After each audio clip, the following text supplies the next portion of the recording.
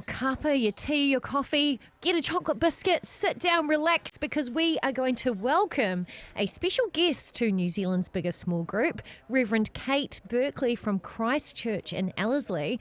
And I understand, Kate, we're talking about a rather interesting topic this morning. Well, kia ora. We're talking about something that maybe might make us a little bit uncomfortable this morning, but I wanted to start by a little confession that I have, but I suspect that it's going to resonate with a number of you. Oh, I like this. You're turning the tables on confession. The Reverend is confessing to the public. It's a small scale confession, let's be honest. You know, I'm not going to open all the skeletons in the closet, but I do the grocery shopping. I think that's fairly common in most households. And I confess that when I'm by myself, which doesn't happen that often, when I get to the checkout, oh, those chocolates in the confectionery. You're speaking my language. You're putting the things on the conveyor belt. Those chocolates, they sing to me and they just say, "You really want me. You deserve me." I think you know, I'm even on special, so it's not even that much. I mean, when are they not on special? Exactly. They see us coming. They call our names. They do. The impulse buy, it's right there for you. So I'm a sucker for a Kit Kat. The Kit Kat is my jam, and often one of those will end up popped on the conveyor belt. So this morning, what I thought, for this world's or New Zealand's biggest small group, I thought I might have a little look at temptation. Part of the reason why I picked this is I'm a reverend, I'm an Anglican minister, and we're about to head into the season of Lent, which is 40 days before Easter. And it's a season when we set aside a time for really focusing on Jesus, on what he has done for us, who he is, and how we can grow closer to him in our walk in discipleship. And often there are some things that get in the way. And so Lent is a time when we are really consciously and intentionally discipline ourselves to set aside those things to draw closer to Jesus. And often those things are quite tempting. Very true. And so what I wanted to sort of put out there is that to remind us that Jesus was also tempted, and that we always start Lent by kicking off with the temptation of Jesus. And you find this throughout all the synoptic gospels, Matthew, Mark, and Luke. All have a description of Jesus being baptized, being affirmed by his Father, and then being sent into the wilderness by the Holy Spirit, and meeting with the tempter, the adversary, Satan. And so I sort of thought, it's actually really nice to know that Jesus has been tempted like us as well. And it really is part of what makes us human and what makes Jesus human. And the writer from Hebrews explains that we do not have a high priest who's unable to sympathize with our weaknesses, but we have one who's been tempted in every way, just as we are, yet was without sin. So it's cool. Every way. Wow, that's intense, right? Yeah, and you can really go down a rabbit hole there. No kidding. Patience Jesus faced. But I just wanted to, I know I haven't got heaps of time, but wanted to go through the three temptations that Jesus was. Yeah, go for it. Dangled by Satan. And the first one was turn these rocks into bread.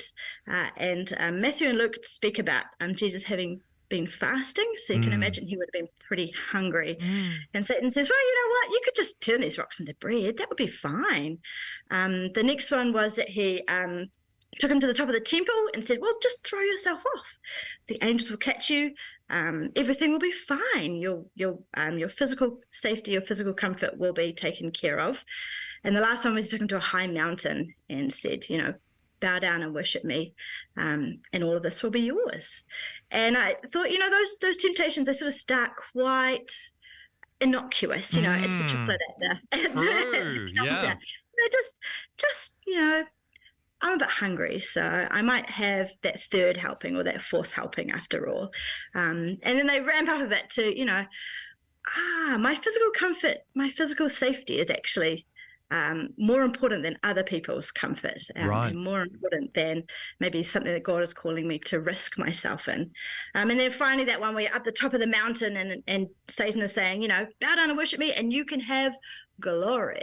You can have everything at your feet. And I think that's quite appealing to some of us. We really like the idea glory. Yeah. So when we sort of take these, Jesus was tempted, we are also tempted. I'd love to meet someone who's never been tempted. What do we do with that?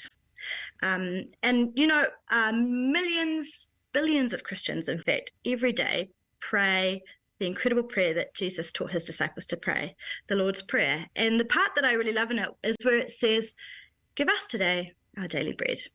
God is the one who will provide for us. Yeah. And then it says, now I've just forgotten what it says. Lead us not into temptation. It does lead us not into temptation, precisely. And it says, save us from the time of evil. Yeah.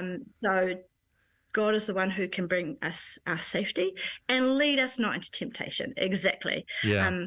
Because it's God's kingdom that we are wanting to work for and that we're wanting to bring the glory to. So the Lord's Prayer is an amazing way for us to combat temptation. And then the last thing, and this is where it gets a bit awkward because Kiwis suck at this, not temptation, but accountability, actually. Interesting. One of the ways that we, I think, need to really dial up our discipline is in the area of accountability. The number of conversations I have with people that go, how you doing? How's work going? How's your family? How's the weather? And nothing in there actually dives into... Yeah, we're no real not very good at substance. being honest, right? Do you think that's to do with We're not. shame culture? The fact that we're afraid of getting in trouble if perhaps things aren't right. We're not actually, fully resisting temptation, or perhaps something has fallen Totally. astride in our walk with God. Absolutely. And also, I think we often don't want to be seen as being too judgy as well. right. How are you doing with that bad habit that, I don't struggle with, but you struggle with, and I know Sure. that you struggle with it. So the question that I'm kind of have been wrestling with and asking people to ask me is, what's the thing that, ask me the question that I don't want you to ask me. Wow. And so giving people permission actually to keep me accountable. And I know the questions I don't want to be asked, and it's having that humility and that trust to go, yeah, you can ask me those questions. I need to be held on those things. So that's my thoughts.